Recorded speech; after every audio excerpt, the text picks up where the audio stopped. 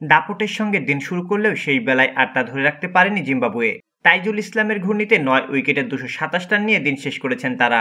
৬০ run খরচ করে ৫ wicket শিকার করেছেন এই বাঁহাতি স্পিনার। তাইজুল ইসলাম বহু বছর ধরে বাংলাদেশ টেস্ট দলের নিয়মিত সদস্য। পারফর্ম করেই দলে টিকে রয়েছেন তিনি। সর্বশেষ জিম্বাবুয়ের বিপক্ষে ক্যারিয়ারে ১৬তম বারের মতো পেলেন ইনিংসের ৫ উইকেটের দেখা। কিন্তু তবু কেন যেন তাইজুল ইসলাম দেশের ক্রিকেটের তথাকথিত সুপারস্টারের ব্র্যাকেটে পড়েন না। ক্যারিয়ারের একটা বড় সময় সাকিব আল হাসানের ছায়ায় ছিলেন জাতীয় দলে। শুধু সাকিব অনুপস্থিত থাকলেই তার দিকে দৃষ্টি পড়ত। সাকিবের টেস্ট থেকে অবসরের পর এখন তাইজুল ইসলামই দেশের ১ নম্বর বাঁহাতি স্পিনার। নিয়মিত পারফর্ম করে এই তকমাটা অর্জন করে নিয়েছেন তিনি। কিন্তু তবুও কোথায় যেন তাইজুল ঠিক নিজের প্রাপ্য সম্মান পান না। চট্টগ্রামের বীরশ্রেষ্ঠ মতিউর রহমান স্টেডিয়ামে টস জিতে আগে ব্যাটিংয়ের সিদ্ধান্ত নেন জিম্বাবুয়ে। দলটির ২ ওপেনার বেনেট এবং বেন ক্যারেনের ব্যাটে সমান ২১ রান করে আসে।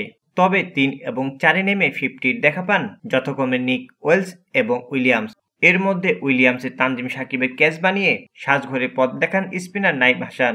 ৫৪ রানে রিটায়ার্ড হার্ড হয়ে প্রথমে মাঠ ছাড়েন ওয়েলস। প্রথম আবার ব্যাটিংয়ে ফিরলেও নিজের খাতায় আর ১ রান যোগ করতে পারেননি তিনি।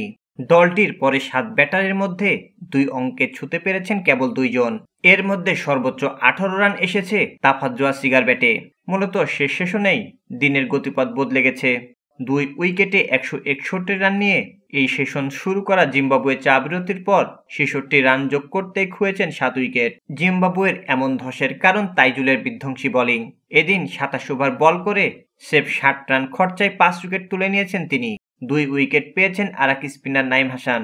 উল্লেখ্য, চট্টগ্রামের বীরশ্রেষ্ঠ মতিউর রহমান স্টেডিয়ামে আজ শুরু হয়েছে জিম্বাবুয়ে বাংলাদেশের দ্বিতীয় টেস্ট। সিরিজে টিকে থাকতে হলে বাংলাদেশের এই ম্যাচে জয়ের কোনো বিকল্প নেই।